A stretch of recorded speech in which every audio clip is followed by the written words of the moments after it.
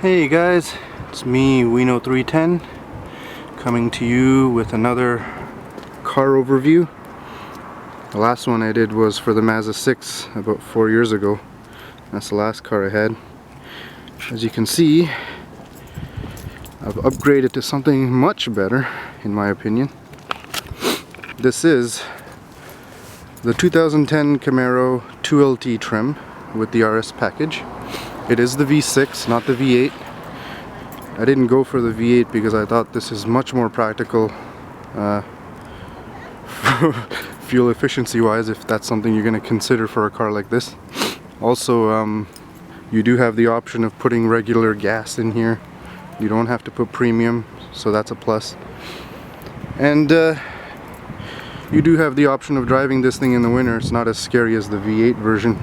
This thing does slip out even if the roads are a bit slick, but if you're a good driver, you'll be able to handle it. This is the manual version, and the paint is Aqua Blue Metallic. They did discontinue this color. I don't think it made it over to the 2011 run. I don't know why they discontinued it. The reason was that it was the lowest ordered color, which is crazy because it's friggin' beautiful. Depending on the light, you'll see different shades. Like right now, my eyes, I'm seeing a bluish color, but you also get hints of green, and at night it looks completely black. It was replaced with slime green. I don't know what the official name for it was. So yeah, this does have the RS package, as you can see right there. Off the top of my head, I think the differences that you get with the RS package are the bigger size rims. These are the 20-inch aluminum rims. You also get HID lights.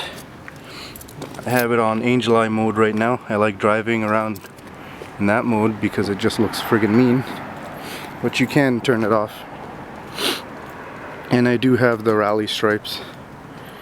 I just thought that was a nice touch.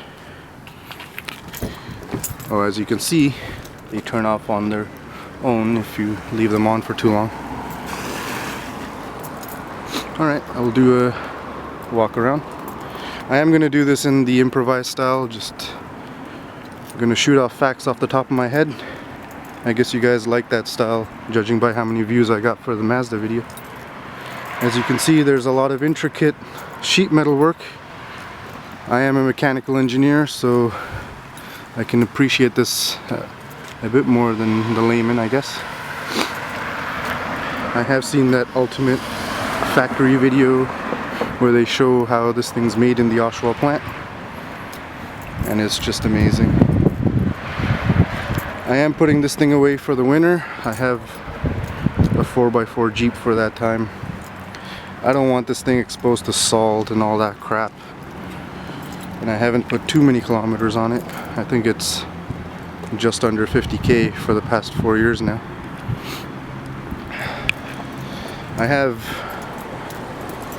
The most I've done is put these little vinyl strips on this thing, just to give it a cut open effect, I guess.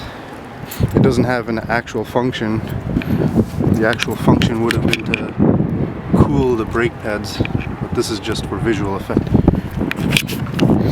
The only difference visually between this and the SS model is the fact that the front fascia is a little different. This one is curved at the bottom, while the SS has a more of a square look.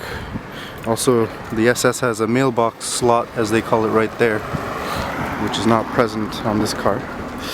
But if you're the everyday person, you're not going to be able to tell the difference. Under the hood is the V6 LLT engine, which puts out, I think they updated the stats to 312 horsepower at 6400 RPM, and you get a torque output of 278 foot-pounds per radian at, I think it was 5200 RPM.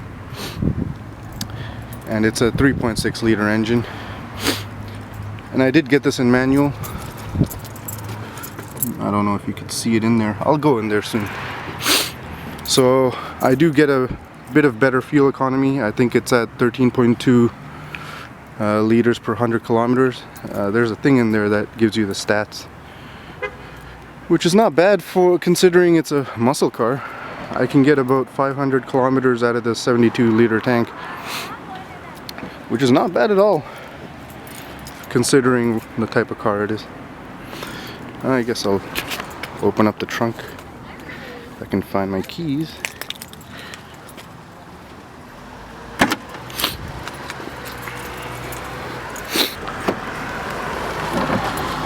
I'm not sure how the camera's responding to the light, but you can see that there's a fair bit amount of trunk space in there. This by no means is a 4-passenger car. Honestly, the people that I've had in here are so uncomfortable in the back. As my friend puts it, this is for you, your girl, and your golf clubs. The back seat anyway. Oh, and they have this little handle here in case you decide to kidnap someone. They can free themselves. Honestly, I have no clue what that's for. Anyway, that was the trunk. I'm gonna open up the bonnet for you guys.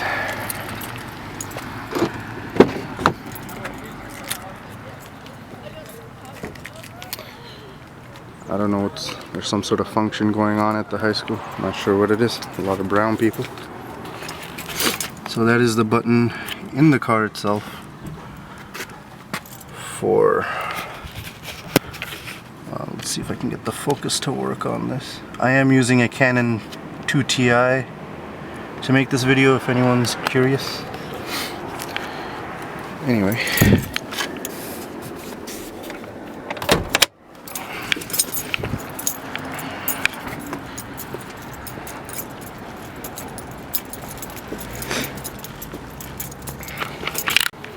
Alright, not sure what happened to the video while I was opening the bonnet. It turned off on its own. Anyway, as you can see here, this is the inside of the engine bay. You got your, I guess your hydraulic fluid pump. Not really sure what that is. Got your engine block heater plug. The engine itself, air intake filters. Now that's where the lead is for the car battery. I'm pretty sure the battery's not in here. It must be under a seat or something. As you can see, there's a lot of room here if you're one of those people who likes to modify cars. Lots of space for you guys to just mess around with it. I haven't personally done anything to this yet. Mostly because I got a ridiculous amount of warranty, and I have claimed a couple things here and there. Nothing too serious, but I don't want to do anything to avoid it at this point. Yep. I guess you got your fire protection mat up there. That's where the release is. Maybe I'll go a bit deeper for those who like a detailed look.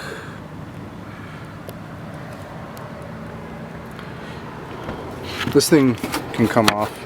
I don't know why you would want to take it off, but you can. Dipstick. A whole other bunch of things going on in there. Alright. I guess I will go inside the car now. Look at that. That's freaking mean. If you look closely, you'll see bits and parts of Mustangs. Yeah, that's a bad joke. Anyway, inside of the car is nice. I love the way this thing's put together. See my 3 pedals there.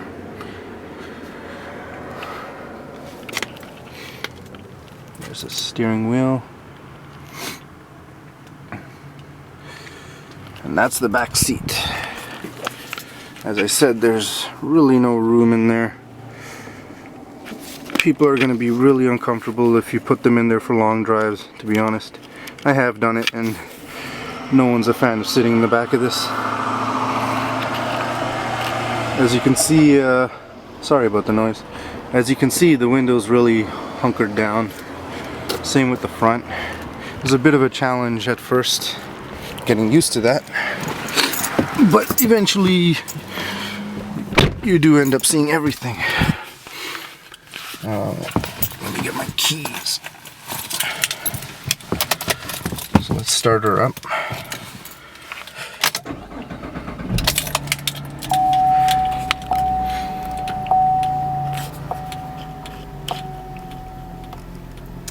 Alright, it's telling me that there's ice possible, drive with care. I think it's just detecting the temperature out there, because there isn't really any ice out there. Alright, so as you can see, that is a very low profile windshield, very slant. The height distance that you have to view out of is not that much. And it's the same thing for the back window. But as you can see everything. The only concern I would have is this back pillar right there. That's where I experience most of my blind spots, I guess. And that's the back window. I did get this guy with the sunroof.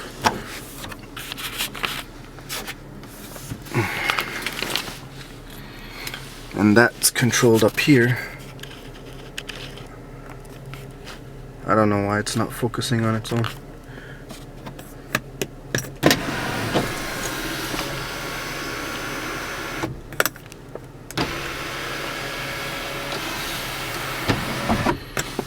Alright. So you got your window control here on the driver's side. Your door handle. It comes with Boston acoustic sound system. I believe there are 6 speakers. It's very nice for a stock system. I crank my tool.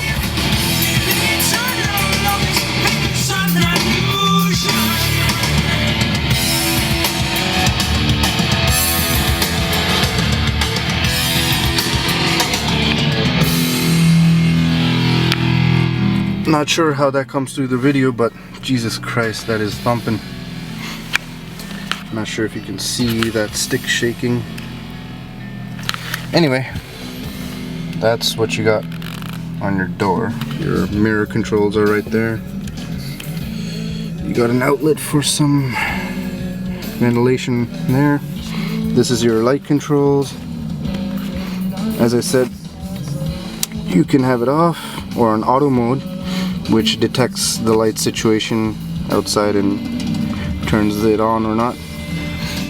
When I go under bridges, it turns on its own because it just detects the shadow of the bridge. And also at nighttime, it turns on its own. This would give me the angel eyes, and this would give me full-on lights if I wanted to do it manually. There's another control down here. This adjusts the illumination of your front console.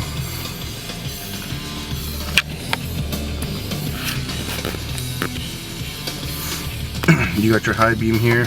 You also got your buttons to control the menu up there, which I will show you in a bit. Let me turn down the music a bit. So the steering wheel. You have your cruise control options here. So you push that to turn it on, that to cancel it, that to set and adjust the speeds as you like. There's the horn. And you got your media controls here and your Bluetooth phone controls. Pretty standard stuff. Nothing really fancy going on here. Alright, so you got the option of using an analog speedometer, and you got your tachometer right there. Your fuel level. And you can see that I don't have too much on the engine yet, or on the car. It also tells you the direction that you're traveling. I like to use the digital readout. Over here in Canada we use kilometers per hour. Car's fogging up. Let me open it up a bit. Alright, so you have two sets of menus. One is for your driving stats and stuff like that, and the other one's your vehicle stats. So right now, driving stats, I'm going 0 kilometers per hour. Switch it over. If I had OnStar, any navigation requests I make would show up here. Turn left, turn right, that kind of thing. This is telling me my average driving speed over the time that I've owned my car is about 42.2 kilometers per hour. I'm not sure how meaningful that value is. And for manual cars, your fuel economy depends on your shifting habits. This thing started off in the beginning telling me I was doing 15 liters per 100 kilometers. Over the past 4 years I've got it down to 13.2 liters per 100 kilometers, which works out to be, I think, around 6 to 7 kilometers per liter. You're gonna have to do the math yourself on that, but I think that's what it is. Right now, with a quarter tank, it is telling me I can drive another 100 kilometers. Or 200 kilometers, sorry. And this includes the amount that you can drive past the point of empty. As you all know, you can drive your car at least 50 kilometers after this thing tells you it's empty. I guess that's a factor of safety that they put into cars. Anyway, trip 1, trip 2, if you want to do any sort of recordings. And that's the driving stats menu. You hit the menu button, and now you have vehicle information. So I did do a service pretty recently, and it's telling me my oil life is 98%. Now there's no sensor in there reading it. You're actually just supposed to reset it using your pedals, or your shot will do that. So technically I can have oil that's been used and still have this set to 100% if I want to. There's a set of pedal sequence that you have to do to get that to reset itself. So anyway, it has sensors on the tires to tell you the pressure. As far as I know, this thing's supposed to be at 236 kPa. It is pretty cold out there right now, so it's showing a bit lower pressure. You can set metric or imperial or whatever those crazy US people use, inches, pounds. Anyway, you can set a speed warning. I don't know why you would want to do that. Coolant temperature, and we're back to the beginning of the menu. So that's all controlled by this lever right here. You got a button on the inside there that allows you to select options. So let me set it back to my original menu.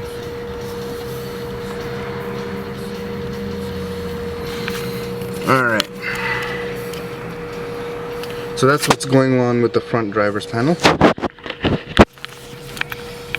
There's another lever here, if I can get a good shot of it, for your windshield options, windshield wiper options, sorry. Let me progress through them to show you guys. First option is like a adjustable setting mode. You can get it going from. Sorry guys, my camera screwed up again. Anyway, as I was saying, these are your windshield options, windshield wiper options. The first mode is an adjustable setting, so you can get it from going at a higher frequency to a lower frequency. Set it up, you have just a standard speed, next one an even faster speed. Actually that's the highest mode. Anyway, don't want to wear out that rubber. You have two ventilation outlets right there. You can set the angle and also the lateral angle. Same with that one, and that's just the same as over here. Alright, so you got a bunch of options here in your media console. It is not a CD changer. You can only put a single CD in there at a time, which was a bit disappointing to find out. You got your mode settings there. You can set it to radio, CD, or an aux. I believe the aux connects here.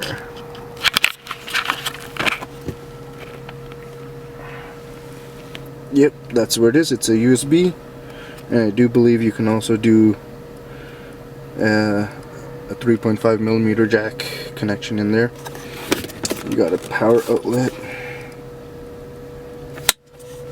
And you got some space in your elbow console. Now this thing is the most annoying thing to me. Why would you put the cup holders right where your stick shift is? I can't stick shift with anything in there that's above the height of this. You can, but it's annoying. You got your shifting readouts there. Traction control, another power outlet. Now this is just something extra, a gauge cluster as they call it. You got your, I guess that's oil pressure and oil temperature, coolant temperature, and your electrical voltage. Not sure why an everyday user would need to know that kind of information, but it is cool to have. The old 69 Camaros had that too, so I guess that's homage to that.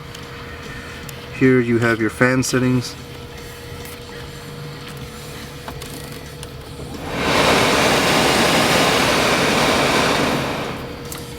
Your door locks are here. And your hazard light.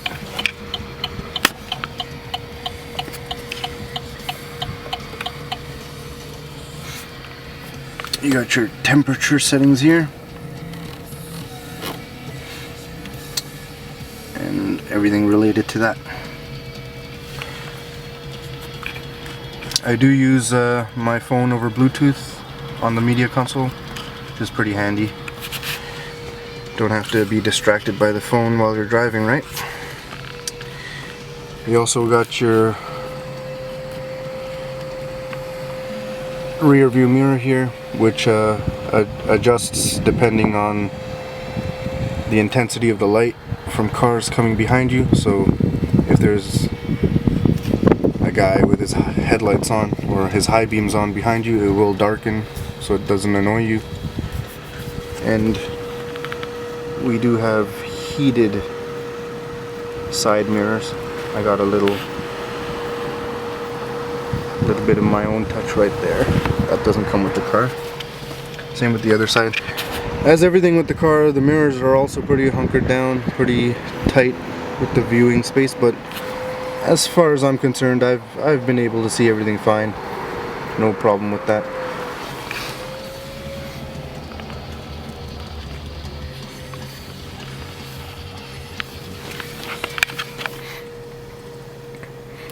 Let's see if I can rev the engine a bit. Put that in neutral.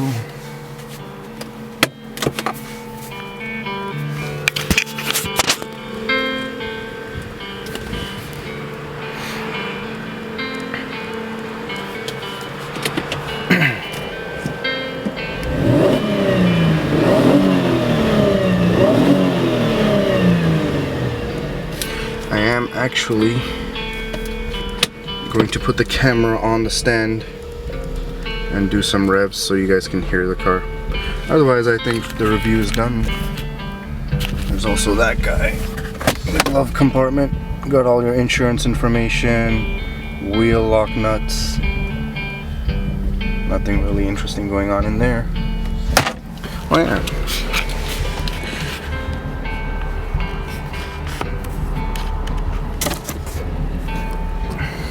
Oh yeah, that's my girlfriend.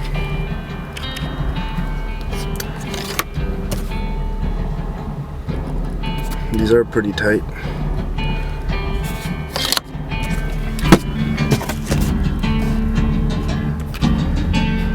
Nah, that's not good. Alright, enough of tool. Also, you got your light controls, your overhead light controls, and your airbag enable indicator. Oh yeah, you can actually program these to open any garages you might have at your house. That is very useful. I use a couple of these for my house, or my parents' house. I don't live here anymore. And your OnStar controls, if I can get the camera to adjust properly. There we go. I don't have OnStar enabled at this point. I did get, I think, 6 months free OnStar service when I first got the car. It was nice to have, but I didn't really find it particularly useful. They are able to... Oh, that date's wrong, by the way. It is November the 3rd right now. And it does tell you the temperature outside the car. For all you folks in Miami, Florida, I hope you guys are enjoying yourselves, because it's -1 out here. Anyway, I think I've covered everything. Anything I've missed, I'll put in my comments. Again, this is totally improvised. Oh, at nighttime, you do see... I'll show it on this side. You do see this portion between these two panels light up. Mine lights up in a blue color because my car is blue. Okay, let me put the camera outside and I'll do some revs. Alright, so I'm gonna start her up and go through some light progressions and rev the engine a bit. And I'll put this over to the exhaust side so you guys can hear how a V6 stock engine sounds on a Camaro, the 2010 version anyway. I know they've upgraded the V6. I think it outputs like 324 horsepower now on the newer versions, but this is 312. That's amazing for a V6 anyway. It is direct injection and variable valve timing. Alright.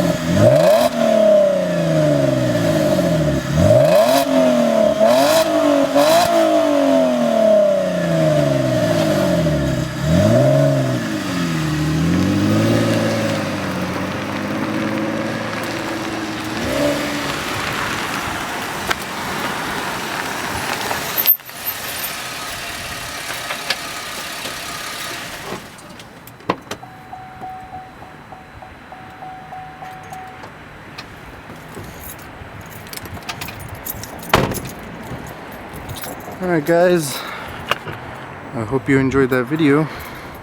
It's a bit tougher this time, mostly because I am on my own. But it has been a long time coming. It is a beautiful, beautiful car, and I do hope to keep this for at least until I can give it to my kid someday. That's the plan anyway. I have named her Nancy after that kick-ass chick from the show Weeds.